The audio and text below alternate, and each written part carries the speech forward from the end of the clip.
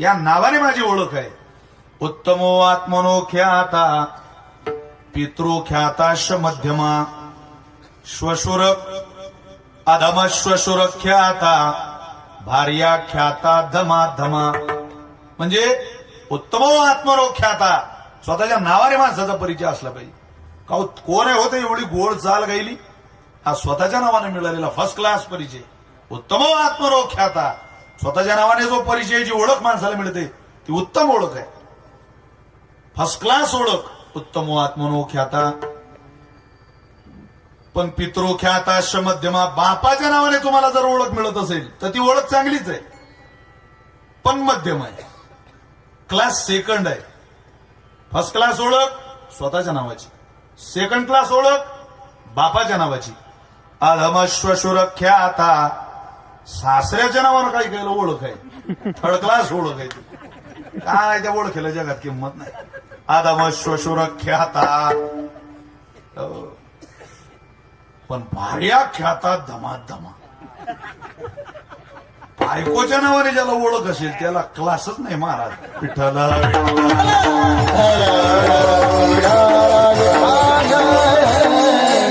पुरुषार्थाचं जीवन आपल्या नावाने व्हावं, पुरुषार्थाचं जीवन बापाच्या नावाने व्हावं, बाकी कोणाचे नाही. अरे आपल्या मनगटातली ताकद आणि या डोक्यातली मर्यादा हे कोणापुढे झोकावं लागतं आणि हे कुठं वापरावं लागतं, या दोन गोष्टी ज्याला कळाला त्याची ओळख जगामध्ये निर्माण व्हायला फार उशीर लागत नाही, फार विलंब लागत नाही. वाव, मनगटाचा अंदाज यावा माणसाला. माझा आवाका एवढा आहे, मी एवढा प्रवास करू शकतो, माझा आवाका जिल्हा परिषद आहे कळावं, माझा आवाका ग्रामपंचायत आहे कळावं, त्रास होत नाही. माझा आवाका पंचायत समिती आहे, 10-15 गावं आहे कळावं. क्षमता कळावी, माणसाची अबिलिटी आपल्याला कळावी, काय माझी क्षमता आहे. त्याबरोबर मनुष्याच्या लिमिट्सही कळाव्या, मर्यादा कळाव्या, मी कोणापुढे कसं वागलं पाहिजे ते ज्या माणसाला कळतं त्याला जगात कोणी लहान ठेवू शकत नाही. अहो तुम्हाला लहान ठेवण्याकरता प्रयत्न करणारी लोक असतील, पण तेही प्रयत्नच करताय, तुम्ही प्रयत्नच करताय. तुमचे प्रयत्न जर या दोन सूत्रात असले तर जगातले कोणाचेही प्रयत्न तुमच्या पुढे टिकणार नाही. दोन गोष्टी अत्यंत मनुष्याच्या स्वच्छ असाव्या, निकोप असाव्या. काही गोष्टी मनुष्याने कानाच्या आधारावर चालतात, दृष्टीच्या आधारावर चाललं पाहिजे, जगामध्ये त्रास होत नाही. सध्या निम्मे जग कानाच्या आधारावर चालतंय, तो तुला असं म्हटला होता, त्याच्याकडे पाहण्याचा आपला दृष्टिकोनच बदलून जातो. अरे त्याच्याबद्दल तर अशी चर्चा आहे, ऐकू द्या फक्त लोकांना. यावर तालुके गावं घरं बिघडली महाराष्ट्र, बाकीच्यांचं काय. 20-20 वर्ष जावा सोबत राहिल्या, पण एकदा फक्त शेजारणीनं सांगू द्या ती काही तुझ्या पोरांचं चांगलं पाहत नाही, दुसऱ्या दिवशीपासून तिच्या वागण्यातच बदल होतो मा. ती म्हणते ही चांगलं पाहत नाही, वऱ्याला म्हणते आता काही सोबत राहता येणार नाही. दृष्टी बदलली की मनुष्याचे विचार त्याच दिशेनं प्रवास करत असतात. जपस तदर्थ भावना, जसा अंतःकरणात विचार आला तसेच तुम्ही होता. एक वेळचा प्रसंग असा आहे, जसा विचार आला, विचार करता करता करता करता माणूस तसाच होऊन जातो. याचं उत्तम उदाहरण श्रीलंकेत सापडतं. श्रीराम प्रभूची भार्या, तुमची माझी आई जानकी माता, तिला ज्या वेळेला रावणानं अशोक वाटिकेत नेलं, रावणाच्या वाटिकेचं नाव आहे अशोक. शोक म्हणजे दुःख, अ म्हणजे नाही, जिथे दुःख कधीच जन्माला येत नाही अशी वाटिका होती रावणाची. पण अशा अशोक वाटिकेत सुद्धा तिला शोक करावा लागला. वासुकीच्या वनी सीता शोक करी, काय केलं तिनं, दुःख व्यक्त केलं. पण भगवंत त्या त्रिजटा नावाच्या त्या राक्षसींची सिक्युरिटी गार्ड होती, तिथं सुरक्षाकर्ता होती सीतेच्या, तिच्या स्वप्नात गेले, तिला सांगितलं की माझी भार्या आहे, ती त्रैलोक्याची मालकी नाही, ती आदिशक्ती आहे, बरं तिच्या सेवेत नको कमी पडजो. अरे बापरे, ती म्हणे ही आदिशक्ती रावणानं इथं आणली. ती आली आणि तिनं सीतेला सांगितलं, सीते मी रावणाच्या नगरीत नोकरीला असली तरी माझ्या इमानदारीवर संशय घेऊ नको, घेऊ नको. काही लोकांना घ्यावं लागत. आमचा मगाशी विषय चालू होता, काही चुकीच्या पोलीसवाल्यांकडे, सगळ्यांकडे पाहण्याची नजर माणसाची बदलते काही काही वेळेला.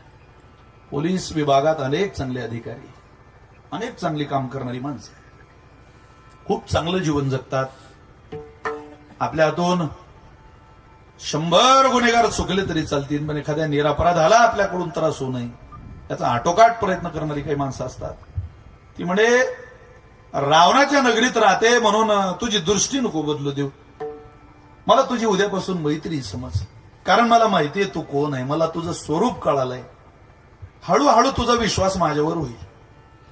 आता तिचा सीतामाईचा लवकर विश्वास होईना. एकदम वाईट माणूस एकदम चांगलं बोलायला लागला, देवाला नावं ठेवणारा माणूस रामकथेचा महिमा सांगायला लागला. पटत नाही ना. आमच्या गावात एक माणूस दररोज रामकथेला जायचा, कधीच देव न मानणारा, पण गावातले काही माणसं म्हणते पा त्याला गळत टोकू नका, पूर्ण दिवस कथा ऐकू द्या त्याला. 7 दिवस त्यानं रामायण ऐकलं आणि त्याला विचारलं वा वा कशी वाटली कथा, तू म्हणे काय जोरदार कथा होती राजू, काय घेतलं तुम्ही कथेतलं. अरे बापरे, मी एकच संदेश घेतला. कोणता? तो म्हणे दुसऱ्याची बायको पळून आणायची, मेलो तरी सोडायची नाही. म्हणजे यानं कोणाचं घेतलं? अरे ज्याचा बुद्धिभेदच झालाय त्यानं असे किती पुराण ऐकले तर त्याचं भलं होईल, असं होत नसतं. ते जे का सज्जनाला विचारलं तुम्ही रामकथेतलं काय घेतलं, तो म्हटला मी रामकथेतलं हे घेतलं, जो न्याय मार्गाने चालतो त्याला पशु पक्षी सुद्धा सहकार्य करतात, आणि जो कुमार्गाने जातो त्याचा सख्खा भाऊ सुद्धा त्याला सोडून देतो. हा रामायणाचा मूळ संदेश. अरे न्याय मार्गाने जाणाऱ्या भगवान श्रीरामाला वानरासारख्या प्राण्यांनी सहकार्य केलं, आणि कुमार्गाने दुसऱ्याच्या स्त्रीवर डोळा ठेवणारा रावणाला सख्या भावानं सोडून दिलं. हा संदेश आहे रामायणाचा. ते म्हणे माझ्यावर तू विश्वास ठेव, मी तुला सहकार्य करेन. सीतामाईची तिची चांगली मैत्री झाली. त्याच्याकडचे प्रमाण आपल्याकडे उपलब्ध आहे. एक दिवस ती त्रिजटा तिची ड्युटी आटोपली आणि घरी गेली. सीतामाई रडत होत्या, रात्रभर रडल्या. आणि ज्या वेळेला त्रिजटा ड्युटीवर आली सकाळी, तिच्या सुरक्षेकरता आली, त्यावेळेला त्रिजटाच्या जागेवर जाणाऱ्या स्त्रीने तिला सांगितलं मी हिला सांगत होतो रडू नको, पण ही रात्रभर रडत होती. त्रिजटा सीतेजवळ बसली म्हणे सीते काय रडत होती ग, तुला 1000दा सांगितलं मी रडू नको रडू नको, काय रडत राहते ग, काय झालं तुला रडायला? तुझ्या नवऱ्यावर विश्वास आहे? आहे. तुझा राम तुला घ्यायला येईल? येईल. तुला इथून घेऊन जाईल? घेऊन जाईल. रावणाला त्याच्या केलेल्या कर्माची शिक्षा देईल? देईल.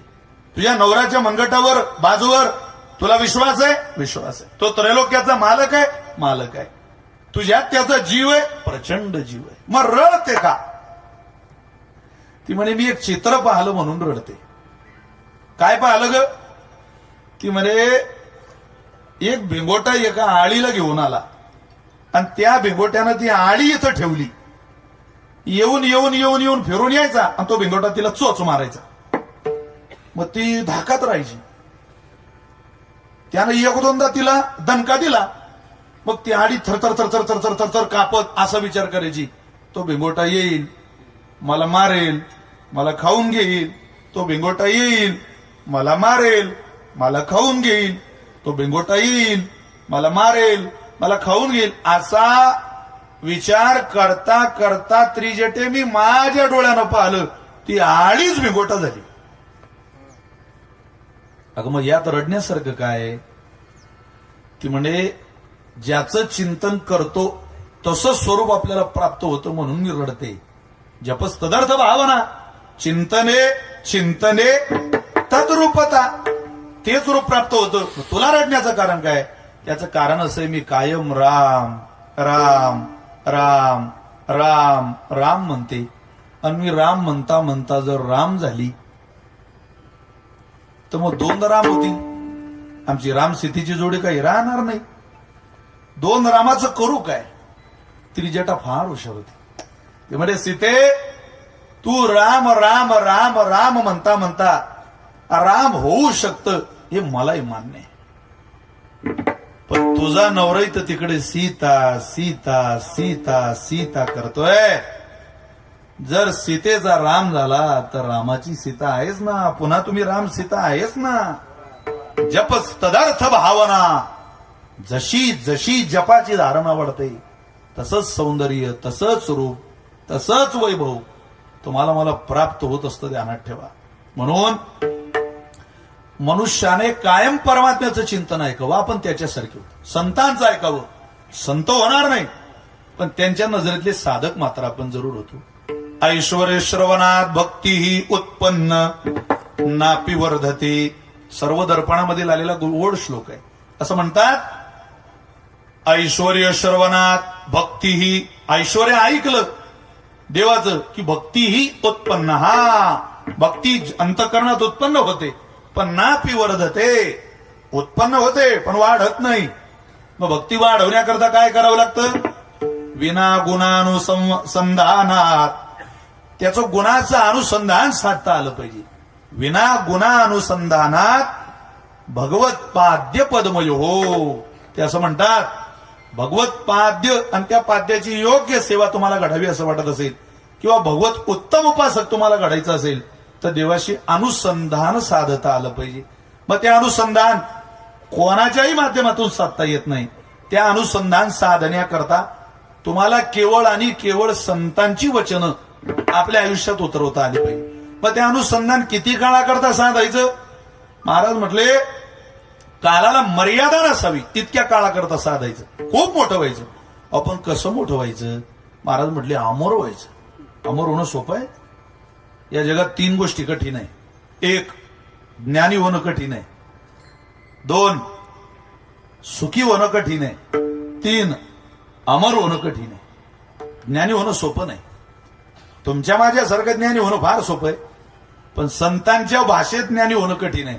इह पर लोकी सुखी शुद्ध ज्ञान ज्याची मुखी, शुद्ध ज्ञान ज्याची मुखी, शुद्ध ज्ञान ज्याची मुखी.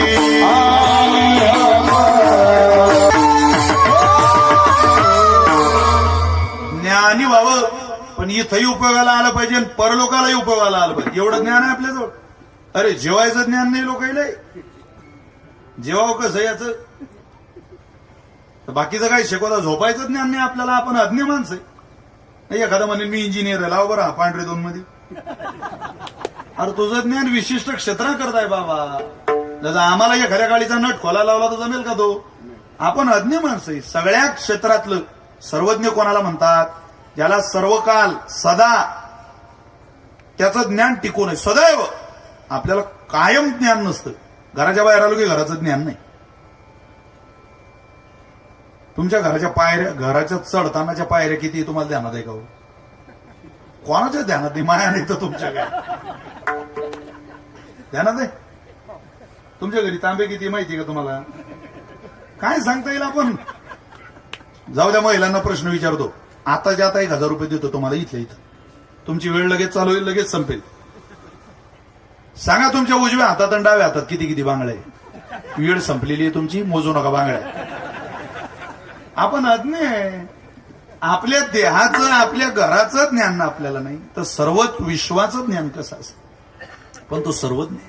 कळत नाही माणसाला. मी विनोदात बोललो नाहीये की तुम्ही जेवणात जाओ, परिस्थिती तशी. किती मूर्खासारखे वागतात लोक. श्राद्धाचं असू द्या, लग्न असू द्या, इतके बावळटासारखे माणसं जेवणाकरता काही करतात. काहीच नसतं बरं का. करोडपती लोक. नाही मला लवकर जायचंय. अहो लवकर सगळ्यांनाच जायचंय पण निदान जेवणाकरता तरी थोडा. आपण सार्वजनिक उपक्रमात गेल्यानंतर सगळे माणसं बसले त्यांच्यासोबत बसावं लागतं. सगळे उठले त्यांच्यासोबतच उठावं लागतं. देवात जेवणाच्या वेळेला विधी आहे, यज्ञ आहे, तो शांततेत असला पाहिजे. पाणी फिरवून घेता आलं पाहिजे. नाही आमच्या गावात तर 3 पंक्ता उठल्या तरी 2 जण जेवत होते. 3 पंक्ता जेवूनच राहिले. त्याचं शेजारी म्हणे आता उठणं गड्या आता जादा झाली. 3 उठल्या पंक्ता तरी तिकडचा म्हणे जेव जेव. पंक्ती जेवणाची वेळ 12 ते 3 आहे. पत्रिकेत लिहिलेलं आहे जेवणाची वेळ 12 ते 3. मारायचेच काम आहे. या लोकांना काय? ज्ञानी कोणालाही वावट होता येत नाही. सुखी कोणालाही वावट होता येत नाही. मार सुख कोणाला आवडत नाही? सुख पुत्रो जनन्ये प्राणनाथंच पत्ने भार्या गोतम पत्ते सत्यम च सते मध्यम मध्यपाय देवोपी भक्ताय सुखम सर्वस्मयी रोचते हिताय. कोणाला आवडत नाही हो सुख? पुत्रो जनन्ये, आईला जन्मदाता पोरगा जेवढा आवडतो तेवढं जगाला सुख आवडतं. बाळ एक एकुलता, त्याच्या माता हानितल्या लाथा, मग पाटोळा पैठणी ही नेसविता क्षोभली माता. अहो, एखाद्या बाईला जेवण सांगा तुम्ही, तिला जेवण सांगा, ती दुसऱ्या दिवशी जेवायला येऊ आणि तिनं तिचं बाळ सोबत आणू द्या. तुम्ही म्हणाल त्या बाळाला, ह बाई त्या पोराला बाहेर ठेवू, तू येईल कोणती तरी माय जेवायला तुमच्या घरी. पोरग तरी बळजबरी यायला लागलं, लात मारली घर मारखाना. नाथ महाराज म्हटले, अरे तू येवल्यातली भारीत भारी पैठणी आण, कापशेंची आण, कोणाची आण, कोणाची आण, पण पाटोळा पैठणी ही नेसविता माय तुझी काही आनंदित होणार नाही. त्या बाईला काही बरं वाटणार नाही. का बरं वाटणार नाही? अरे त्याचं कारण आहे, पुत्रो जनने, आईला मुलगा आवडतो, पण तिला त्या मुलाच्या पलीकडं कोणी आवडत नाही. चला पुढं लक्ष द्या. पितृ जननी प्राणनाथांच्या पत्नी, पत्नीला पती आवडतो, सर्वस्वी मालक आवडतो, तिला त्याच्या पलीकडं काही आवडत नाही. भार्या गौतम पत्ते, नवऱ्याला काय आवडतं? त्याला नातेवाईक आवडतात, पण कोणाचे? बायकोचे. भार्या गौतम पत्ते, सासरा मेवणी, माणसाला तेवढी आती आवडत नाही. आपल्या आईची नाही, आपल्या बायकोचं सोयर पण आपल्याला आवडतं. मला एक जण म्हणे, तुमचे नातेवाईक कसे? म्हटलं बापा खूप चांगले माझे नातेवाईक. असं वाटते फुलं टाका त्याच्या अंगावर, पण कुंडी सहित. आपले नातेवाईक काय आपल्या उद्धाराला कारणीभूत ठरणार आहे महाराज. चला, भार्या गौतम पत्ते सत्यमचे सते. विचारा, संतांना काय आवडतं? संतांना सत्य आवडतं, दुसरं काही आवडत नाही. चला पुढं. सत्यमचे सते मध्यम मध्यपाय. कितीही माणूस चांगला राहू दे दिवसभर, ज्याला प्यायची सवय त्याला दुसरं संध्याकाळी काहीच आवडत नाही महाराज. त्याला मद्यपानच आवडतं. ते काही माझ्या वडिलांनी लिहिलंय, सूत्र आहे ते. काही द्या तुम्ही त्याला. आमच्या गावात एका माणसाला इतकी दारू प्यायची सवय, त्यामुळे त्याला घरचे पोरं बायको आवरून ठेवायची, पिऊ नका तुम्ही, दिवसभर फार चांगला वाय. संध्याकाळ झाली की घरचे कोणी पैसे द्यायचे नाही त्याला दारू. घरात त्याच्या शेतात कांद्याकरता पाईप टाकलेले होते, पीव्हीसी पाईप नसतात आपले, स्प्रिंकलर पर्यंत जाणारे, आणि ते नवीन होते. यानं तो नवीन पाईप नेला विकायला. मग ते पाईप कोणी घेतला नाही भंगारवाल्यांनी. ते म्हटले चोरीचा असू शकतो. ते म्हणत आम्ही नवीन पाईप घेऊ शकत नाही. बरं तुम्ही नवीन पाईप तुम्ही घेऊ शकत नाही, पाण्याचे तुकडे केल्यावर तर तुम्ही घेऊ शकता ना. त्यानं नव्या पाईपाचे खांड केले. मध्यम मध्यपाय सोपं नाही ते. देवोपी भक्ताय. भक्ताला काय आवडतं? देव आवडतो. देवाला काय आवडतं? भक्त आवडतं. पण त्याचं शेवटचं सूत्र आहे, सुखम सर्वस्मयी रोचते हिताय. सगळ्यात जास्त माणसाला काय आवडतं? तर सुख आवडतं. कोणाला असं वाटतं आपल्याला दुःख व्हावं? कोणी भावे ना जीवे. अरे गरीब कोणाला आवडतं? दरिद्री आवडे ना आवडे, परी ते भोगणीची पडे. कोणत्या माणसाला गरिबी आवडते? कोणाला दुःख आवडतं? आवडत नाही. मी तुम्हाला एक सूत्र सांगतो, जे माणसाला उरावं वाटतं ते सरच जातं, आणि जे माणसाला सरावं वाटतं ते पुरून उरतं. आयुष्य माणसाला उरावं वाटतं, त्याचा स्वभाव सर नाही. आणि दुःख माणसाला सरावं वाटतं, त्याचा स्वभाव पुरून उर नाही. विठ्ठल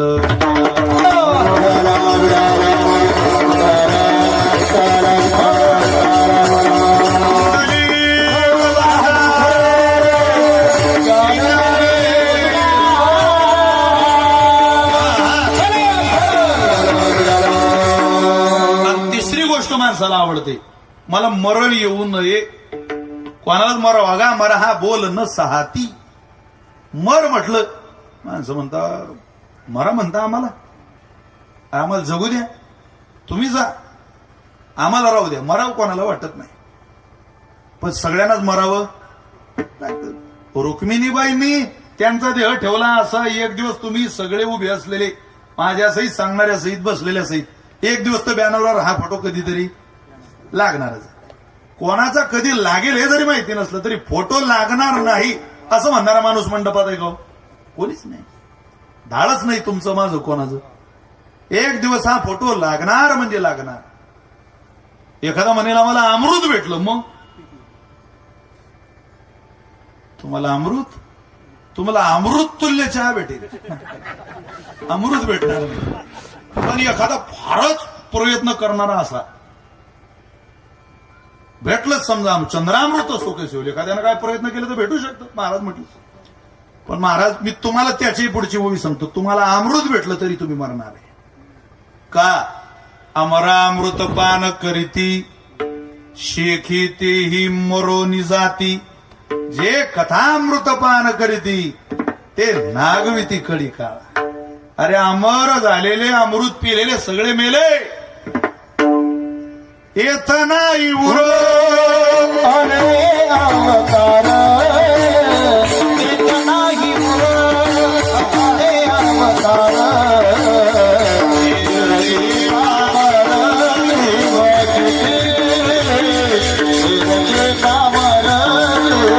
अरे तू काय गोरबी धारण करून राहिला? कोण टिकलं उदंडाची झाले, जन्मोनिया मेले, परी त्यांचे नाव ने हे कोणी चराचरी. मरण हा शब्द ज्याला माहित आहे, ज्याला ठाऊक आहे, तो माणूस कोणाची वादच घालत नाही. काय चिल्लर चाललर लोकांशी मृत्यूच्या आधी वाद घालत बसता. इतकी तयारी करा की काळाबरोबर युद्ध करता आलं पाहिजे माणसाला तुकोबारायसारखं. आपल्याला तो येणार नाही घ्यायला, पण त्याचे दूध तर घाबरले पाहिजे. खालचे का हाताखाली काम करणार आहे की वहिनी टाळ वाजवला हो, हे भजनात होते हो, हे कीर्तन करायचे हो, असं कधीतरी कोणीतरी. पण माणसाला मृत्यूचा धाकच राहील. नर कपडन को डरे आचार्य म्हणतात. नर कपडन को नाही. माणूस जेवढा कपडे भरायला घाबरतो तेवढा जरी मरणाला घाबरला तरी त्याचं चांगलं होतं. काय आचार्यांची भाषा आहे. नर कपडन को डरे, नर कपडन को नाही. एसटीतलं शीट खाली असू द्या, धूळ भरलेलं असू द्या, धुळेनं भरलेलं असू द्या, बसत नाही माणसं. तो म्हणतात शीट खराब होईल, ते आपले कपडे खराब होतील. नर कपडन को डरे, पण नरक पड नको नाही.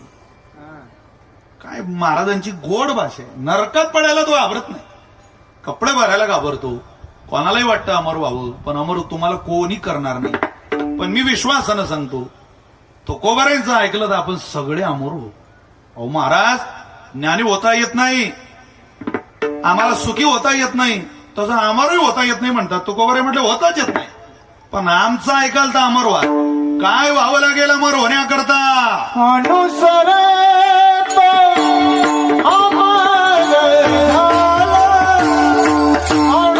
त्यांच्या ओव्या वाचत चला. भगवंताचीच कृपा आहे की तुम्ही रोज सकाळी उठून राहिले, मी उठून राहिलो झोपेतून. आपण जर उठलो नाही तर आपल्या दारी गर्दी होईल. अरे झोपवणारा आणि उठवणारा जगन्यंत आहे. त्याच्या सूत्रात, त्याच्या चाकोरीत जीवन जगलं तर माणसाला बरं होतं, त्याच्या आयुष्याचं सोनं होतं. पण जगलो तर अन्यथा नाही. काय लोकांच्या घरी काही करोडपती हो माणसं, पण दारात पाय ठेवावं वाटत नाही, अशी दरिद्री अवस्था आहे त्यांच्या विचाराची. पैसा मावत नाही, दार उघडलं तर नोटांचे बंडल बाहेर येतील, पण थांबावं नाही वाटत महाराज त्यांच्या घरात. का? आदरच नाही, सन्मानच नाही, प्रेमच नाही, काही अनुसरणच नाही. या राम राम माऊली या, कोणी येऊ द्या तुमच्या घरी, फक्त हात जोडा मा राम राम या, कसे आलात, काय बरं वाटतं समोरच्याला. आधी माणसं पाणी द्यायचे, महिला पाणी द्यायच्या, पाणी घ्या, दूध घ्या, ताकाचा ग्लास, दह्याचा ग्लास, हे सगळे उपचार झाले की मग विचारायचे काही काम होतं का. अशी पद्धत होती. आता तो कोणी वाढत आलं की बाई बाहेरूनच म्हणते काय हो, तो म्हणतो जातो हो, काय थांबेल तू तिथं, काही मवाळता बोलण्यात तसं नाही. लांबून पाणी आणायचं बरं तेव्हा, आता पाणी घरात आलं, पाणी तेव्हा लांबून भरला बोलांडू निरिता करी घट, मिस पाणी गोविंदाची कट, चाले दडा दडा ओसंडून वाट, चाले दडा दडा पाहे पाहे अबा उभा असे तोची निटवो.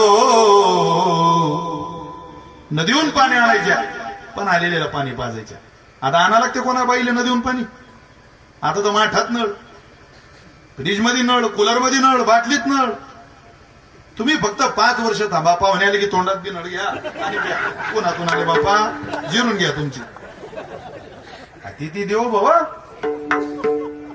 कुत्र्यापासून सावधानी या बोर्डाशिवाय आता दारावर बोर्ड नाही. सुस्वागतम, अनुसरण, हे नाटकाची भूमिका चालली लोकांची. असे 2-2 तास कीर्तन ऐकणारे आमदार होते बुवा. हे पुस्तकात सांगायला लागेल आमच्या सारख्या पोरांना पुढं. आता पुस्तकात मला सकाळी 4 फोन आले आज तुमच्या काळातले. लक्ष्मणराव ढोबळे माझे मंत्री, 4 फोन. मी एक फोन उचलला त्यांचा आणि त्यांना म्हटलं आता त्यांना वयोमानानं जर कमी ऐकायला येत. त्यांना म्हटलं काका आम्ही तुम्हाला फोन करतो. ते जयंतराव पाटलांकडे माझ्या कीर्तनाला होते. ते म्हटले माझ्या पत्नीचं पुण्यस्मरण आहे, तुम्ही आलंच पाहिजे. तिकडं पद्धत आहे रात्रीच्या कीर्तनाची, सगळ्यांनी होत तिकडं. त्यांना म्हटलं भाऊ मला काही शक्य नाही होणार. कीर्तनाच्या आवड त्यांचे एवढे प्रमाण पाठ आहे. ज्ञानोबारांच्या तुकोबारांचे काव तुम्ही सोबतच होते सागरला. इतकं पाठ आहे पिनू भाऊ माऊली, अनेक तुकोबारांची चरण पाठ. अरे असे लोक आता पुस्तकात वाचायला सापडतील. पण कालांतराने मग प्रभाव झाला वाणीचा. माळही गळ्यात आली, गंधही लागला, वारी सुरू झाली. असं असतं. ज्ञानोबा तुकोबारांच्या विचारानं माणूस जीवन जगला, खरोखर त्याच्यात बदल होतो.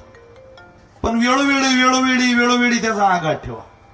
अनुसरणाची सवय घरातल्या प्रत्येकाला असली पाहिजे. घरातलं अनुसरण रोज असावं. सोनीने मर्यादित जीवन जगलं. सासूच्या काही काळ 10 वर्षाचा तिचा जाच म्हणा, तिचा आदेश म्हणा सहन करायची भूमिका ठेवा. पुढचं आयुष्य तुमचं सुखाचं असेल. अरे बेतीतलीच घरं चांगली आजही. तुम्ही खूप मोठे व्हा पण बापाला घाबरा. खूप मोठे व्हा पण बापाला घाबरा. जो बापाला आणि पापाला घाबरतो त्या घरात आनंदच आहे. त्या घरातला आनंद नाही हिसकू शकत तू.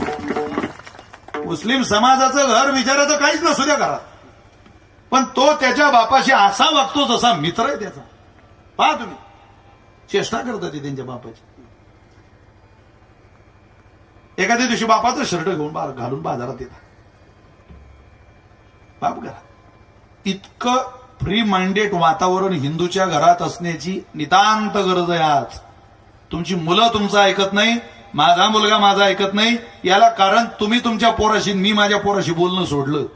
संवाद ठेवा. हाताला धरून बसा त्याच्या. संध्याकाळी लाजू नका. इथं काय लाजायचं.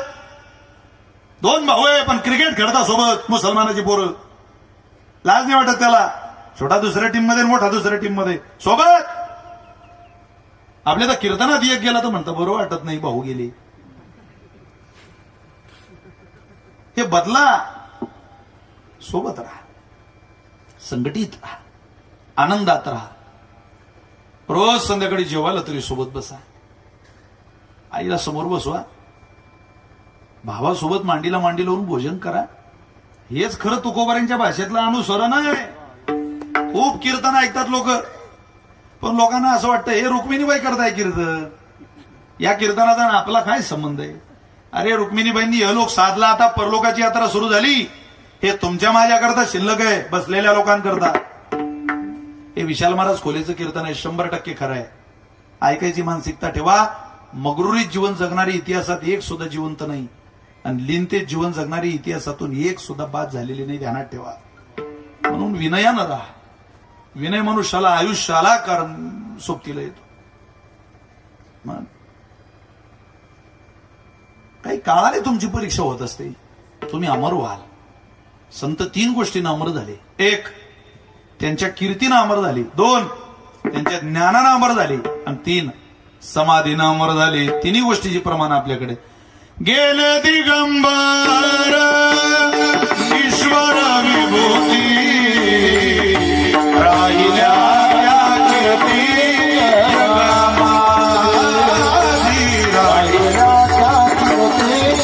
जगा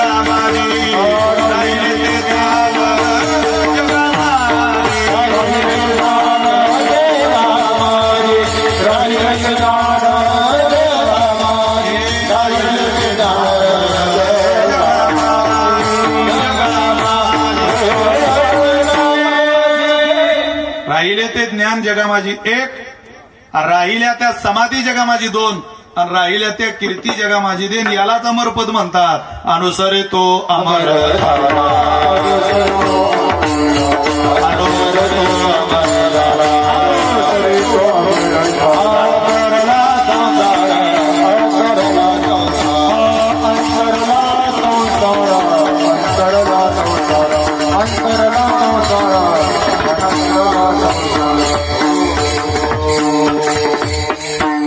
अमरपद आपल्या पदरात घालेल. फक्त आपण अनुकरणाकडे जाऊ नका, अनुसरणाकडे चला. अनुकरण म्हणजे नाटक आहे आणि अनुसरण म्हणजे शरणागती. योग्य स्वभावातच शरणागती असू द्या. स्वभावानं शरण आलेलं वेगळं. 10x10च्या खोलीत तर कोणी कोणाच्या पाया पडते, पण 10x10च्या खोलीत लोकांतात माणसाला झुकावं वाटत नाही. असं आहे. लोकांतात ज्यानं हात कधी जोडणं सोडलं नाही, तो कोबरे म्हटले तो अमर होणार. त्याला भगवंत कमी प्रसाद देणार नाही. दान हे धर्मातलं असू नये, दान स्वभावात असावं, दान गुणात असावं. एक दिवस तुम्ही बोर झाले का, मी घरी जाऊ का, धर्मराजा भगवंताला म्हणत का रे, काय कायम त्या कर्णाची स्तुती करतो, कर्ण उदार आहे, कर्ण उदार आहे. आम्ही उदार नाही काय आम्ही कार्यक्रम, आम्ही दान धर्म, आम्ही अन्नदान, आम्ही सेवा करत नाही काय, पण आम्ही नाही दिसत तुला कायम कौतुक करण्याचं. अरे नाराज होऊ नको धर्मराजा, भगवंत म्हटले कर्ण उदारच वेळा खरंच. अरे म्हणे आम्ही नाही का, तू उदार आहे तसं नाही, पण जितका कर्ण उदार आहे तितके तुम्ही नाही. कारण कर्णाचं दान हे धर्मातलं नाही, गुणातलं आहे, स्वभावातलं आहे. दारात कुत्रा आलं की कुत्र्याला भाकरी घालणं हे दानच आहे, पण कशातलंय, धर्मातलं दान आहे ते. ते काय सगळ्यांना येतं का, काही काही नाव दयाराम, कुत्र्याला भाकर टाकत नाही. बाबे दयाराम, धर्मातलं दान येतं, स्वभावात येत नाही ना.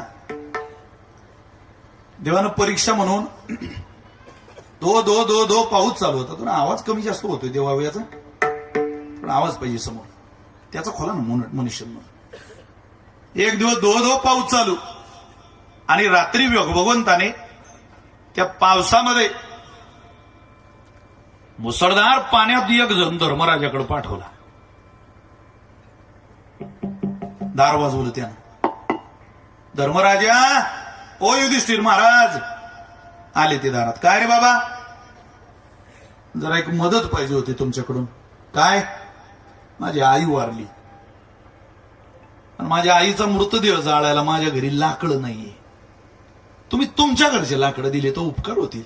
अरे धर्मराजा म्हटले एवढंच गड्या काय. सेवकाला बोलवलं, सांगितलं याच्या आईला अंत्येष्टीसाठी अंत्यविधीसाठी पाहिजे तेवढी लाकडं देऊन टाका. तो सेवक, मग त्याला अपेक्षा होती कर्ण मला देईल, कर्णाची काही भेट होई ना. मग त्यानं अपेक्षा केली, कर्ण जिथं दिसला त्याला तिथं मागल. नेमकं झालं असं, कर्ण आणि दुर्योधनी फार चांगले मित्र. या दुर्योधनाची बायको माहेरी गेलेली होती. दिवाळी झाली तरी ते काही आली नाही. ती म्हणे माझा 1500 रुपयाचा हप्ता जमा होईल, मी त्याच दिवशी गावाकडे येईल. ती आलीच नाही. मग तिनं कर्णाला याला फोन केला, दुर्योधनाला. ती म्हणे मालक, माझा हप्ता आज जमा झाला, तुम्ही मला घ्यायला या. तो म्हणे आता मला आज मीटिंग आहे, जिल्हा परिषदेच्या निवडणुका लागल्या ना, आता तू या फोन येऊन राहिला. आमच्या बैठकी चालू झाल्या आता, नगरपंचायत डोकावर आहे, पंचायत समिती, त्यात आरक्षण अशी निघाले, त्यांनी तयारी केली, ते बाद झाले. आणि ज्यांचा काहीच संबंध नव्हता ते तयारीला लागले, आरक्षण आहे. मग आता काय करावं बुवा. ते म्हणे एक काम करा, तुमचं जमत नसेल तर मग मी उद्या येते. नाही नाही आजच ये. एक काम करतो, मी कर्णाला पाठवतो असं म्हटलं, फोन ठेवला. तेव्हा मोबाईल होते का मला माहिती नाही, पण दृष्टांतात मोबाईल घ्यावा लागतो महाराज, तुम्हाला पटवून देण्याकरता. निरोप पाठवायची तेवढ्याला पद्धत, पण तिला निरोप दिला की मी मला जमत नाही, पण तू आजच ये, मी करतो काहीतरी व्यवस्था. दुर्योधनानं सांगितलं, कर्णा जातो का जरा तिला घेऊन ये, मी आपल्या बैठकी आवरून घेतो जरा वार्ड वाईज. बर, तो म्हणे मी जातो. तो तिला आणायला गेला भानुमतीला. नवरा आला नाही म्हणून ती पहिल्यांदा तर नाराज झाली. साहजिक आहे, कोणाची बाई असो. तर ती म्हणे आता नकार कसा द्यायचा, बसली रथात. निघाली. हा रथ हाकालेला बसलेला. ज्या ब्राह्मणाला कर्णाचा शोध होता नेमका तो रथावर दिसला. राम राम राम राम. राजे साहेब, काही दान पाहिजे होतं. काय? मुलीचं लग्न आहे, मुलाची मुंज आहे, पण दागिने नाही तिला. मग घरी या. घरी नाही. मी तो ब्राह्मण आहे जो एकदा एका दात्याचा चेहरा पाहिला तर परत त्याच्याकडे जात नाही. आता मला परत तुमच्याकडे आयुष्यात येता येणार नाही. मी ठरवलं एका माणसाला एकचदा मागायचं. अरे बापरे, करणं म्हणे तुम्ही ठरवलंय असं? मी ठरवलंय माझ्या जोडून कोणी परत जाणार नाही. तुम्ही ठरवलंय परत कोणाकडे जायचं नाही. थांबा, सोनं पाहिजे ना? तो म्हणे आपल्या जवळ तर नाही. पण भानुमती होती दुर्योधनाची बायको बसलेली. त्यावेळेला ती म्हणते 2 पैसे जास्त घ्या, पण दागिना असा द्या की अंगावर सजला पाहिजे, ओपून दिसला पाहिजे, मला शोभला पाहिजे. पण शेतकऱ्याची बायको ज्यावेळेला सोनाराकडे जाते त्यावेळेला ती म्हणते दादा असा दागिना द्या की अंगावर शोभून नाही दिसला तरी चालेल, पण माझा नवरा परत तुमच्याकडे हा दागिना मोडायला येईल. त्यावेळेला माझ्या नवऱ्याचं नुकसान होतं कामा नाही हो. त्याचे पैसे जाता कामा नाही. कारण तिला माहिती असतं हे यानं कोण्या परिस्थितीत आपल्याकरता तयार केलेले बनवलेले आहे. जाणीव असणाऱ्या स्त्री आहे महाराष्ट्रातल्या, खरोखरच आहे. चला, की तिच्या बापाच्या घरचं होतं वा. तिला राग आला पण तिनं दिलं. पण ती घरी गेल्यावर दुर्योधनाचीच वाट पाहत होती, लाल बुंद झालेली. फक्त येऊ द्या म्हणे. आता बाहेर राग आला की भांडे आदळतात, धनादण धनादण. ते भांडे का आदळत असतील वा? त्याच्यावर नवऱ्याचं नाव लिहिलेलं असतं. हाणू शकत नाही नवऱ्याला, पण निदान तेवढी घडलं तेवढा ताण घ्या. दुर्योधन म्हणे आवाज कशाचा आहे? अरे हा आवाज कोणाचा? अरे हा आवाज बायकोच्या रागाचा. आला दुर्योधन. काय भानुमती अशी वेड्यासारखी करते? काय का झालं तुला? ती म्हणजे तुम्ही कामाला घ्यायला आले नाही. अगं मला काम होतं बाई. एकदा हे 10-15 दिवस बिघडले की 5 वर्षाचं बिघडतं पुढचं आमचं. थोडं समजून घेत जा ना. निदान राजकारणी माणसाच्या बायकोनं तसं, कारण तो राजकारणीच होता ना उत्तम. बरं जाऊ दे, पण तुमचा मित्र सगळे माझ्या बापाच्या घरचे दागिने एका ब्राह्मणाला देऊन टाकले हो मालक. जाऊ दे जाऊ दे. काय जाऊ दे जाऊ दे? ते माझ्या बाप, मी दुसरे घेऊन देईल तुला. आपण माझ्या बापाच्या घरचे दागिने होते ते तुम्ही आता काहीच वाटत नाही तुमच्या मित्राने देऊन टाकले. तुम्हाला मला काही वाटत नाही, मला काही वाटणार नाही, तुला काही वाटू देऊ नको. का? तू नशीब समजतोय की त्या ब्राह्मणानं फक्त त्याच्या पोरीकरता दागिने मागितले. त्यानं कधी त्याच्या पोराकरता पोरगी बिरगी मागितली असती तर त्यानं माया विचार केला नसता, तुला देऊन टाकली असती त्याला, आणि मला सांगितलं असतं जाऊ दे तुला आणि मी दुसरी. एवढा करणं उदार आहे हो. तिनं जाऊन दर्शनच घेतलं. बरं झालं म्हणे बापा दागिन्यावर थांबले. याला धर्मातलं नाही, याला स्वभावातलं दान म्हणतात. विठ्ठल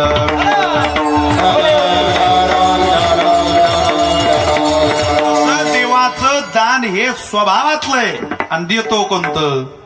अमरपदाचं. देवदार होणी बघता देतो अमरपदे. वासुदेवातलं स्थान आहे. तुम्ही फक्त करा देवा करता काही, सगळं दे. वाडासायासे मनुष्य जन्म पावावा. हे वाडासायासे मनुष्य जन्म पावावा. आवियाला पुरुषार्थ तो का वाया दवडा.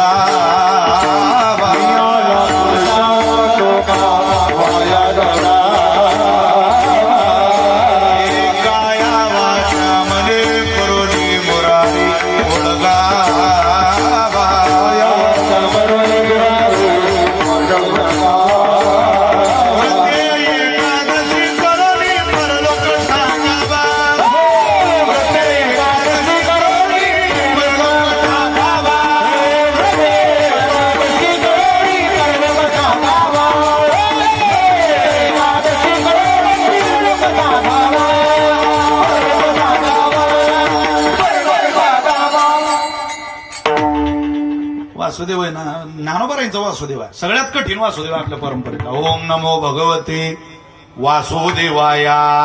या वासुदेवाचं एक वैशिष्ट्य आहे.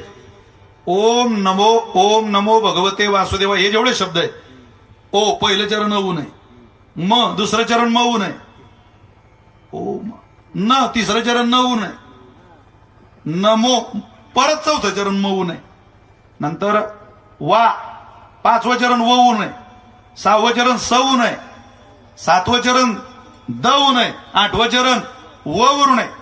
ओम नमो भगवते वासुदेवाय. काय ज्ञानोबरांची कल्पकता आहे. लोक वाचत नाही, पाहत नाही. वृत्तपत्र वाचता माणसं 3-3 वेळा. उंदीर मारायचं औषध, मागचं पान सुद्धा वाचून घेतात. रोज आहे ना ते. वृत्तपत्र वाचायला मनाई नाही. वृत्तपत्र वाचलंच पाहिजे, पण त्यानं उद्धार नाही ना होणार. उद्धार होण्याकरता ज्ञानोबरेच वाचावी लागतील. उद्धार होण्याकरता तुकोबऱ्याच वाचावी लागतील. महाराज म्हटले वाचा, अनुसरण स्वीकारा आयुष्यात. अनुसरण शरणागती जर अनुसरण या शब्दाचा अर्थ आहे शरणागती. तुम्ही शरण येण्याचा धर्म जर पदोपदाला स्वीकारला तर तुम्हाला मला अमर होता येईल. निदान देहानं अमर नाही झालो तरी तुमच्या कार्यानं तुम्ही अमर राहाल. या देशामध्ये अमर कार्यानं अनेक राहिलेली माणसं आहे. स्वर्गीय R.R. पाटील आपल्या कर्मानं गृह खात्यानं अमर झाले. काय महाराज, पोलीस भरतीमध्ये लागलेले अनेक तरुण R.R. पाटलाच्या उपकारानं पोलीस भरतीत लागले. त्या माणसानं मर्यादा लिमिट्स कमी केल्या, योग्य सगळं चाकोरीत बसवलं. हो, अनेक काही चांगली माणसं झाली की ज्यांचं नाव या देशाला, स्वर्गीय अटल बिहारी वाजपेयी हे नाव कधी हा देश विसरू शकत नाही. उत्तम लीडर, लिडरशिप ज्याला म्हणतात, उत्तम वक्ता. कसं वक्तव्य असावं. हिंदुहृदय सम्राट सरसेनापती वंदनीय शिवसेना प्रमुख बाळासाहेब ठाकरेंचं नाव हा महाराष्ट्र कदापि विसरू शकत नाही. माझ्यासारखा सामान्य पोरगा मुंबईत कीर्तन करतो त्यावेळेला डोळ्याला धारा लागतात की पा ही सोन्यासारखी स्वप्न नगरी मुंबई. साऱ्या विश्वातली माणसं पोट भरायला मुंबईत येतात, साऱ्या देशातली. आणि ही मुंबई या मराठमोळ्या माणसानं, या मराठी माणसाकरता राखून ठेवली. नाही तर हे कजरीत गुजरातला निघून गेली असती. काय सांगावं तुम्हाला. पण मुंबई स्वप्न नगरी महाराज. मुंबई सारखं शहर नाही. विश्व फिरून या तुम्ही. मुंबई मुंबईच आहे. किती लोकांना जगवते मुंबई याचा अंदाज मुंबईला नाही अजून. किती लोकांना सांभाळते. प्रत्येकाचं स्वप्न मुंबई आहे. मोठे मोठे अभिनेते, मोठे मोठे कलाकार आहे, मोठे मोठे खेळाडू आहे, राहायला दुसरीकडे गेले पण मुंबईत परत यावं लागलं त्यांना. मुंबई सोडून ते म्हटले आमचं मनच लागत नाही. की बिलाट आहे. मराठी माणूस हा भावनिक माणूस आहे. मराठी माणसात महाराष्ट्रीयन लोकांमध्ये राहण्याचा आनंद फार वेगळा आहे. त्यामुळं जगामध्ये कुठेही स्वैराचार माझे, पण संत ज्ञानोबरांच्या भूमीत, तुकोबरांच्या भूमीत, शिवरायांच्या भूमीत स्वैराचार कधी माजत नाही. आता इकडे तिकडे बॉम्बस्फोट सगळे होत आहे. दिल्लीला जेव्हा जेव्हा काही बॉम्बस्फोट महाराष्ट्रात झाले त्यावेळेला दहशतवादी संघटनेला त्यांच्या उभ्या हयातीच्या ताकदी वापराव्या लागल्या, उभ्या आयुष्याच्या. तेव्हा एक स्फोट होतो. एकदम कार्यक्षम राज्य आहे महाराष्ट्र. जगाला दिशा देणारा प्रांत आहे हा महाराष्ट्र. संतांची भूमी. या महाराष्ट्रात संतांचं उभं पीक आहे. उभं. अरे ते बाबा कोरेकर म्हणतात उभं पीक. उभं पीक म्हणजे पानं कमी झाडाला, आंब्याला, आणि कैऱ्या जास्त, याला उभं पीक म्हणतात. एकच ज्वारीचा दाना 3-3 कच, याला उभं पीक म्हणतात. तसं इथं धर्माचं उभं पीक आहे. धर्म धर्म असं सांगून धर्म नसतो टिकत. ते काय धोतर आहे का? आज सोडलं आणि उद्या धरलं. धर्म म्हणजे काय? अरे धर्म शिकवा ज्ञानोबर आहे. यद्यदाचरते श्रेष्ठः तत्तद्देवे तरोजना सयत प्रमाणम कुरते लोकस्तदनुवर्तते. एत वडील जे जे करीती तया नाम धर्म ठेविती. एरतेची अनुष्ठिती सामान्य सकळ. सगळ्यात मोठा धर्म आहे बदला, स्वैराचार, द्वेष या भूमिकेत जीवन जगू नका. आहे त्या गोष्टी परतफेड करायची तयारी जरूर ठेवा, पण दुपटीत. मानानं मान दुप्पट द्या. एखाद्यानं आपल्याला मान दिला दुपटीनं परत करा. एखाद्यानं आपल्याला द्रव्य दिलं दुपटीनं परत करा. पण याच्या पुढचं सांगतो तुम्हाला, एखाद्यानं तुमचा अपमान केला, मुद्दामून टोचून तुम्हाला त्रास दिला, दुपटीनं परत करायची ताकद तुमच्या माझ्यात असली पाहिजे. आपण क्षत्रियांची पोरं आहे महाराज. शरणागती या धर्माबरोबर लढणं हा धर्म सुद्धा तुकोबरांनी आपल्याला शिकवला. तुम्ही लढत राहा. फार ताण घेत जाऊ नका जगाचा. काय होईल उद्या, काय होणार आहे ते होणारच आहे. एक सूत्र ठेवा, आओ तो वेलकम, जाओ तो भीड कम. ज्यांना कळलं त्यांना धन्यवाद देतो. बाकीचे फार लोड घेऊ नका. पुन्हा सांगतो ऐका, आहो तो वेलकम, जावं तो वेलकम. आले तर स्वागत आहे, गेले तर गर्दी कमी आहे.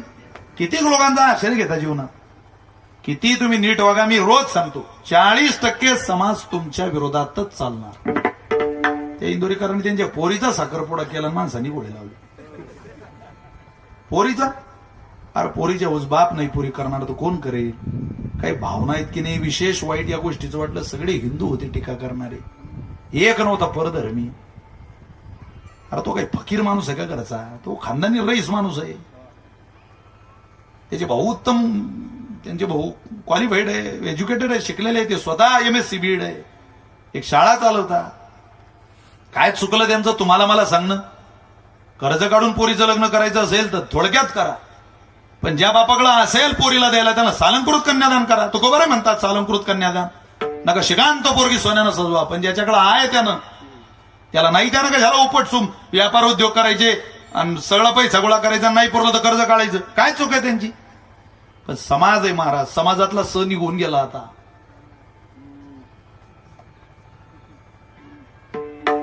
शिल्लक तेवढंच राहिलंय. त्यामुळं सोशल मीडिया इतका स्ट्रॉंग आहे की एखाद्याचं जीवन उद्ध्वस्त करू शकतो. अरे पोरीवर कोणी टीका करते. एकानं तर तो त्यांच्या मुलीचा गाडी पुढे भरून डान्सचा व्हिडिओ, त्याच्यावर विचित्र गाणं टाकलं. सांगा काय वाटत असेल त्यांना. आपल्या पोरीला, पोरी आपल्या बाडी, आपल्याला मुली बाडी दिल्या ना लोकांनी, आपल्या घरी नारे. कोणाच्या महिलेचा अपमान करू नये महाराज, कोणाच्या मुलीचा अपमान काय करण्याचं. दुसऱ्याचं आपलं तसं दुसऱ्याचं पहा. आपल्या पोरीला कोणी वाईट म्हटलं पटीन आपल्याला, दुसऱ्याच्या पोरीवर टीका टिप्पणी करतो आपण. काय होणार आहे. मला वाईट वाटलं, व्यक्तिगत दुःख झालं. ते सगळे व्हिडिओ पाहिले. एवढ्या खाली कधी हा महाराष्ट्र नव्हता. कुठून पद्धत आली बुवा देव जाणे. राजकारणात असंच चाललंय पवार काका. व्यक्तिगत आयुष्यावर टीका टिप्पणी करता लोक, मुलावर, बायकोवर, नातवावर. अरे याला राजकारण पद मिळवण्याकरता रे. काय लेखा पद भेटून भेटणार आहे. आमदार होशील, खासदार होशील, मंत्री होशील, पण माणुसकीशी नैतिकता तोडून, अंतर मनातलं नातं तोडून नाही. शरद पवारांना बाळासाहेब ठाकरेंना कधी युतीत आपण पाहिलं नाही, पण सोबत मैत्रीत पाहिलंय. युतीत नाही पाहिलं तर त्यांचा व्यक्तिगत जीवनाचा. अरे काय टीका करायची. बाळासाहेब म्हणायचे शरद मार फेरफटका सभा कशाला म्हणता. शरद म्हणून बाळासाहेब ठाकरेंनी म्हणा, पण व्यक्तिगत संबंध तसेच सांभाळले. फार टोकाच्या भूमिकेत जीवन जगू नका. आयुष्य फार थोडे दिवस आहे महाराज. कोणाशी वैर करण्यात, विरोधाभास करण्यात, आपल्या आनंदात मस्तीत जीवन जगा. जगाचा ताण घेऊ नका. जगाचा ताण घेतला की तुम्ही छोटे व्हाल, पण साधूच्याच वाङ्मयाचा ताण घ्या. वेळोवेळी pressurise. Duty is beauty, duty is beauty, duty is beauty. रोज बर्डन असावं माणसाला. आज काही पाठ नाही केला आपण, आज काही